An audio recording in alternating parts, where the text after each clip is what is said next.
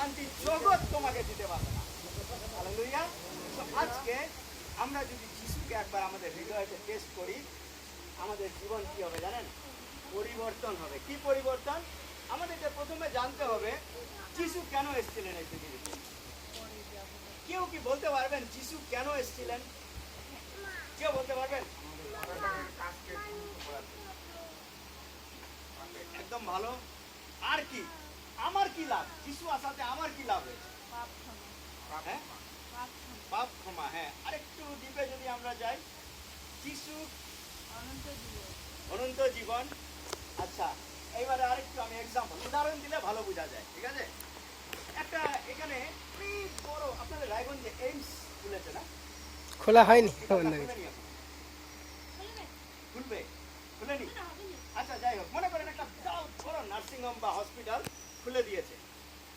তো আপনারা কি গিয়ে ওখানে লাইন দিয়ে দাঁড়িয়ে থাকবেন?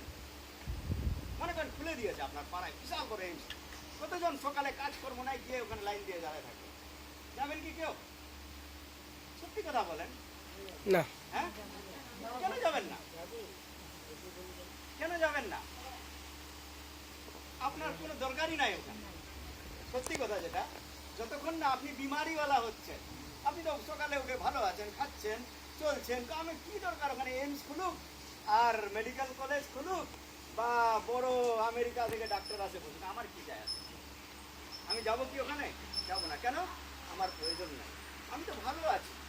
হ্যাঁ, কে যাবে? বিমারিওয়ালা লোক।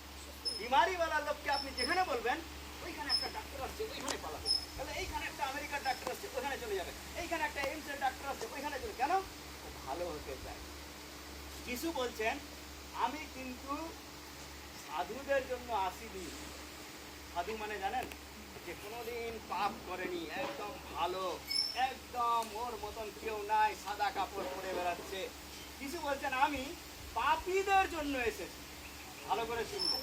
হ্যাঁ, যিশু বলছেন আমি এই পৃথিবীতে এসেছি কার জন্য? পাপীদের জন্য। এবারে পাপী কে কে আছে? সবাই। ঈশ্বরের বাক্য বলছে সকলেই পাপ করিয়াছে এবং ঈশ্বর থেকে গৌরবহীন হয়ে গেছে। মানে আমরা পাপ করে আমাদের যে সম্পর্ক ঈশ্বরের সঙ্গে ভেঙে গেছে, আর যিশু ওই সম্পর্ককে বানানোর জন্য এসেছে। হালেলুয়া। আমাদেরকে কি করতে হবে? শুধু একটা মাত্র বিশ্বাস, আর কিছু নাই। আপনাকে গিয়ে কোথাও দান দিতে হবে না, আপনাকে 10 মাইল হেঁটে যেতে হবে না, আপনাকে এক ঝুড়ি ফল নিয়ে যায় দিতে হবে না।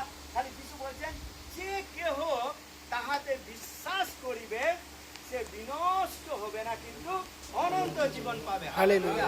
অনন্ত জীবন মানে কি? আমি মরে যাব, স্বর্গে যাব, এটা হচ্ছে অনন্ত জীবন। আজকে মরার জন্য সবাই ভয় পায় না? মরার জন্য ভয় পায়। কিন্তু যখন যিশুকে জানবেন আপনি ভয় পাবেন না। কেন? আপনি জানবেন যিশুকে, আমি মরলে তো আমি যিশুর কাছে যাবো, ওখানে গিয়ে সারা জীবন আনন্দ করব, রাজত্ব করব। একটা গান আছে বলছে वहाँ पर कोई बीमारी नहीं है, वहाँ पर कोई दुख नहीं है, वहाँ पर कोई कष्ट नहीं है, वहाँ पर না ঠান্ডা না গরম। এখানে একটু গরম লেগে যাচ্ছে, খুব শীতকাল আসলে ঠান্ডা লেগে যাচ্ছে, বর্ষাকাল আসলে প্রবলেম হচ্ছে, কোনো কিছুতে আমরা শান্তি নাই। কিন্তু ওখানে গেলে কি হবে? সব কিছু নর্মাল লাইফ। হালেলুয়া। যার জন্য বলছে অনন্ত জীবন আমরা পেয়ে যাব। কাতে? যিশুকে। যখন আমরা তাকে বিশ্বাস করছি, একটা মাত্র বিশ্বাসের দ্বারা আমাদের কি হচ্ছে? অনন্ত জীবন পাচ্ছি। যার জন্য বলছে একবার আপনি টেস্ট করে দেখবেন যিশুকে।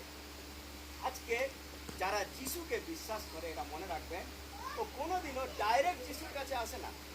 ও আগে সব কিছু করে নিয়েছে, করার পরে সব জায়গায় ধোকা ধোকা ধোকা ধোকা, তারপরে যখন যিশুর কাছে এসছে সাকসেসফুল। আমি যেটা চাচ্ছি ওটা হয়ে যাচ্ছে, যা বলছি তা হচ্ছে। কেন? কারণ যিশুকে কে বলতে পারবে? যিশুকে ঈশ্বর। তিনি ঈশ্বর, ঈশ্বরের পুত্র। আর কি প্রমাণ আছে? কে বলতে পারবে? যিশু যে ঈশ্বর, কি প্রমাণ কে বলতে পারবে? আরো তো অনেক লোক আছে না পৃথিবীতে আসছে, ওরাও তো নিজেকে ঈশ্বর বলছে, কিন্তু তফাৎ কি কোথায় আছে? কে বলতে পারবেন? 3 দিন 3 রাত পর তিনি মৃত্যু থেকে জীবিত হয়েছিলেন। প্রথম হচ্ছে তার জন্ম। আমার আর আপনার মতন যিশুর জন্ম হয়নি। আমি যেমন জন্মগ্রহণ করেছি, অন্য লোকেরা যারা বলছে আমরা ভগবান বা আমরা কেউ, ওদেরও জন্ম আমার মতনই হয়েছে। তাহলে ও আমার সমান। ঠিক আছে, কিন্তু যিশুর জন্ম কি দিয়ে হয়েছে? পবিত্র আত্মা দিয়ে। বাইবেলে লেখা আছে যিশু মরিয়মকে